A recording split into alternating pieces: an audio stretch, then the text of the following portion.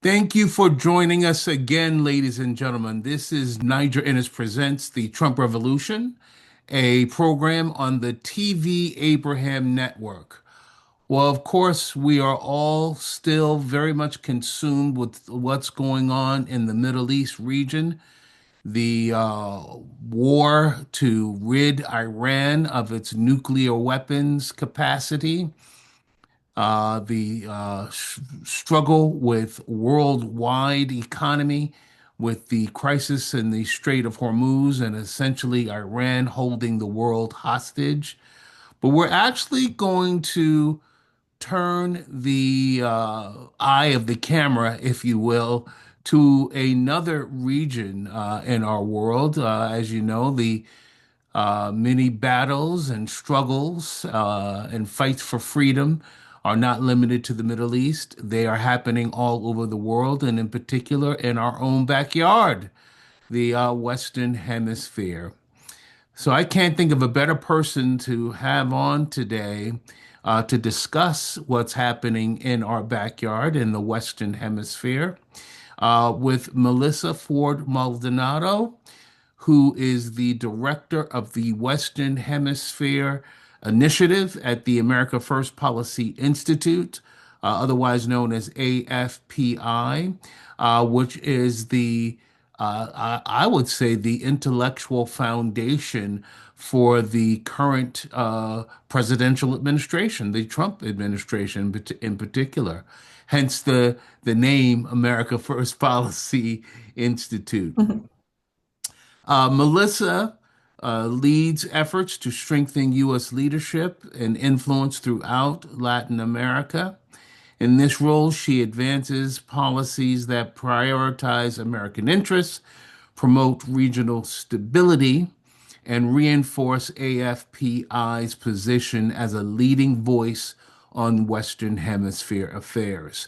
Prior to joining AFPI, Melissa served as policy director and senior fellow at the Texas Public Policy Foundation, where she spearheaded initiatives on border security and U.S. Mexico policy relations.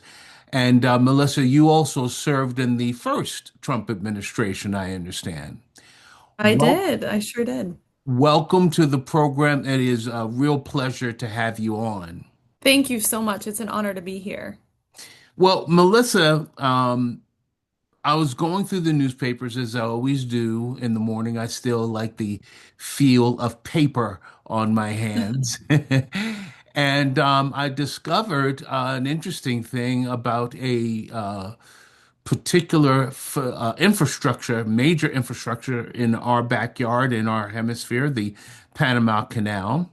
And even though we are going to be talking mostly about Western Hemispheric issues, it looks like nowhere can escape the crisis in Yeah. Iran and in particular the Strait of Hormuz.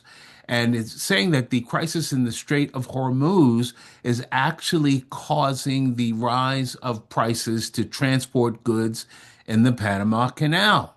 Are you familiar with this? And what are your thoughts about this? And then I'm going to have a follow-up about the Panama Canal. Thank you, Niger. I'm actually really glad that you brought that up because it's such an important point to talk about that really goes back to the reason that we started the Western Hemisphere Initiative at the America First Policy Institute to begin with. It's all about reasserting leadership in our hemisphere, right? And what we're seeing with Panama right now, it's a situation where the US has given up direct control, but the Panama Canal to us is still strategically very vital. And so the concern today is not just with Panama, right? We're concerned with a lot of the external influence and how it affects Panama. One of the big concerns that people have been talking about for a really long time, right, is China and their growing like commercial and infrastructure presence around the Panama Canal. And that is one of the reasons that we have the initiative, again, because we think it's so important that the US reassert leadership when it has to do with the Western Hemisphere, not just for our prosperity, but for the whole region's prosperity. And this is one example where it comes to light and it's very evident why it is so important that the canal remain neutral, that the canal remain secure, and that it is not or does not continue to be leveraged by strategic competitors, halfway across the world that threaten our US commerce and security. Absolutely. And actually you raised some sovereignty questions, and that's something that I have because I think it was a dreadful, dreadful mistake by the Carter administration. I think it was in 79, if not 80, turning over sovereignty of the Panama Canal to the Panamanians exclusively eventually. Um, I see And that if as, I may, yes, real please, quick, just to add please, to that please. before we move on to something else, I think there's been a lot of mistakes made by a lot of presidents leading up to this moment. We have for decades now been neglecting the Western Hemisphere, and now, after so many years of neglect, suddenly we have an administration that's paying attention to the Western Hemisphere. And I think it's really important to take a step back and have the conversation that we're having right now. Like, step back and ask that fundamental question: why are we now paying attention to the Western Hemisphere? And what is the American interest in all of this? So I hope that people are asking themselves that question. This is the first time that there has been such a focus on what is happening in Latin America, and this realization that we're seeing now with President Trump, who has come back to fix this mistake, this realization that stabilizing the whole region of the Western Hemisphere will help us eventually avoid having crises land on the American people's doorstep. Well, Melissa, one of the things that really troubled me, I think it was about 15, 20 years ago, and it was that China had bought a port from Mhm. Panamania on the Panama Canal. I'm like, whoa, whoa, whoa, hold the phone, tap the brakes. China, our biggest geostrategic competitor, I don't want to say enemy, but competitor, has bought a port which gives them exclusive rights uh, on that port. Uh, in our hemisphere, right around the corner from us. I mean, that is akin to the Cuba Missile Crisis. I mean, this is Yep. really frightening stuff. Now, I understand that they no longer control that port, or am I mistaken? No, I think you're right, but the issue is that they control a lot of infrastructure throughout the Western Hemisphere and throughout Latin America. I can tell you that. Obviously, I'm an American, but I'm also a Bolivian, born and raised in Bolivia, and I can tell you from personal experience that the Chinese footprint, and not only just Chinese footprint, but also Russian, Iranian, the narco network footprint, all of these footprints Hezbollah. that we have. Yeah. Exactly, exactly. Um, is absolutely undeniable. And that has all been caused by the American retreat from having any interest in that region for so long, like we were just talking about. There's Chinese built ports all around Latin America. And I think oftentimes it's like out of sight, out of mind for a lot of people here because it's really far away. What's going on in Bolivia, what's going on in Peru, what's going on in so many of these places that have such a strong Chinese footprint does not really come to mind. But it's really important to realize that these adversaries that we have, like these extra hemispheric actors that we have operating there, they're not there because they enjoy the climate. They're not there because they enjoy the food or the people. They're there because they want to be strategically placed close to the US. So, what we're talking about now with the US caring more about Latin America, a lot of people that don't get it think it's like some sort of charity or altruism, right? But it's not. It's preventative statecraft. And even if we're looking at this from a purely selfish lens, from a completely isolationist lens, we need to realize that if our entire hemisphere is being ruled by either corrupt or anti-American or cartel-aligned regimes, or regimes that are captured by extra-hemispheric hostile powers like China, like what we're talking about, Americans will eventually pay the price through drug trafficking, illegal immigration, instability in our hemisphere, and seeing this presence of hostile powers close to home continue to grow.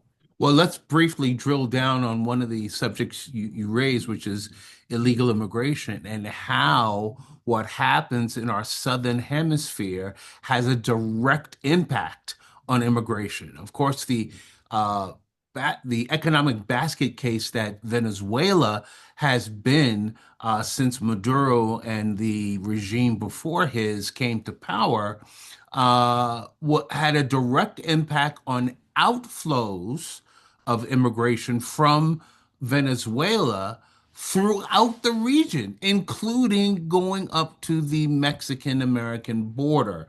So what you say is spot on, and I thank so much what AFPI is doing and what you in particular are doing in the hemisphere, not only for stability in the hemisphere, but directly and I will say very selfishly, for the American people.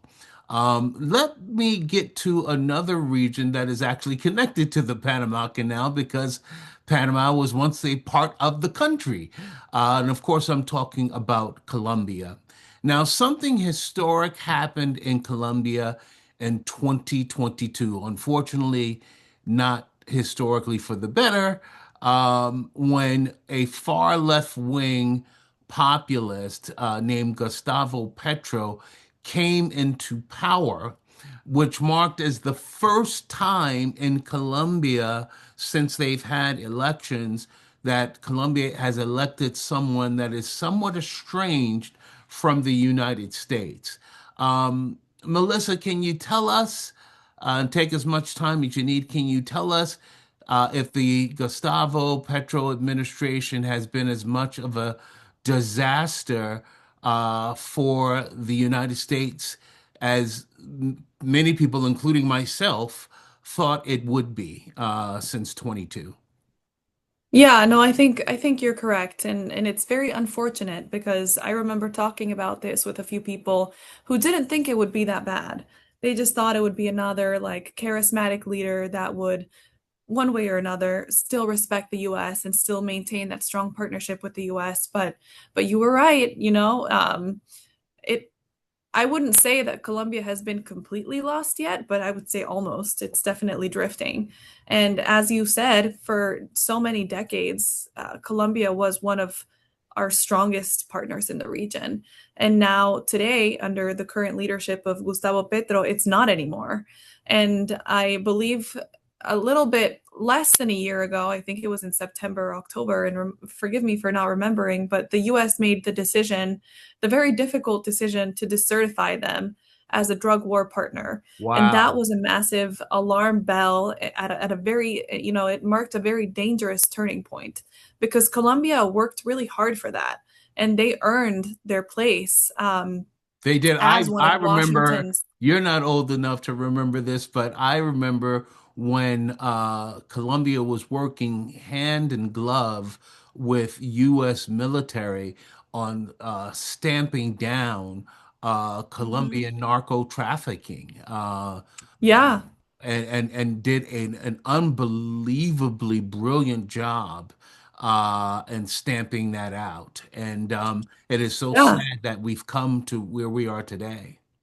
No, you're exactly correct. They did an amazing job through decades of really hard work and sacrifice and Really, standing firm since the against the end of the cartels. Reagan administration.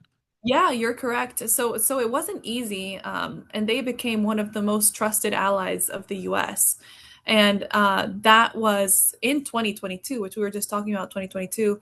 In 2022, they were recognized. A lot of people don't know this, but they were recognized as a major non-NATO ally of the U.S. And that's a status that's reserved for countries that the U.S. doesn't just like or get along with, but for countries that the U.S. really trusts. And I And think sees that as strategic partners. exactly. And I think that what we've seen through the US removing them as a drug war partner is we can see that now that trust is now completely gone for good reason, right? President Gustavo Petro, I don't think that he is the only one that is responsible for this, right? Like there's been a decline that's been happening for a while now, but he has extremely accelerated it. Are you You kind of know, saying like the deep state within the Colombian government that finally got a president that they could work with to cut ties with the United States or at least weaken ties with the United States. I think that's what's happening. I think there have been factions within the Colombian government for a really long time that have in some way been keen to make agreements with the facets of their organized crime, right? Like that's what we saw with the government handing entire jungle corridors to the FARC, right? Yes. But under Petro's leadership, we have seen cooperation with the US completely collapse. We have seen coca cultivation, despite what they're saying, we've seen it surge. And we have seen a lot of criminal groups, find political cover. And it's become a really hard time there to be any sort of opposition. We saw that with the killing of Miguel Uribe last year. So now, we have Gustavo Petro in power, and we know for a fact that there is not a single narco-aligned autocrat in the entire hemisphere, I'm sorry, in the entire world that he has not been cozying up to. So we say here, my colleagues and I have said before, one thing that people don't realize is that Gustavo Petro has accomplished by himself in a few years something that Pablo Escobar himself never could. Throughout the whole time that he was alive, he has made Washington, our leaders here in DC, question whether Colombia is even still on our side and act on that. And that is a major, major problem. That is a major warning sign, I think, for us. We, you know, especially the Trump administration has realized that we don't negotiate with organized crime and we don't negotiate with them. We defeat them.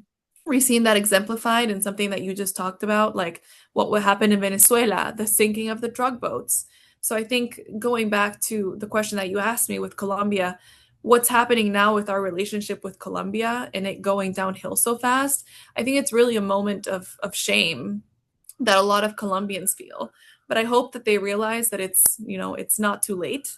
They worked really hard to earn America's trust, and I think it's still possible that they can fight to win it back. So I hope that we see that. Well, that leads me actually to my next question, which is how can we win Colombia back or help them? Well, yeah, yeah, yeah. Well, Colombia's kind of at a crossroads right now. And we're gonna see it defined by the end of next month. They're about to have an election where the current president cannot run again, right? His party can, and they're gonna try to, but there's also some opposition figures, Paloma Valencia, Abelardo de la Espriega, who are really gaining a lot of steam. And so I think right now Washington is at a bit of a weird in between point where there's not a ton of negotiation that seems to be happening with the Colombians because the current president's term is about to expire. So I think a lot of people are just patiently waiting to see whether Colombia is going to join a lot of other countries in the Western Hemisphere that have kind of experience this revival of sorts where they're really starting to float and choose freedom and liberty and move away from this like authoritarian model that has been so oppressive for so many countries, including mine, including Bolivia. So I think we can win Colombia back. I think a lot of it will depend on the next elections. But to be honest, those decisions will take place in Bogota whether Yep. they want, whether they Colombian want that. people. Yep. It's not up to Washington. We're here if they decide to cooperate again. That's the beauty of a wake-up call is that they can choose to answer it, right? Right.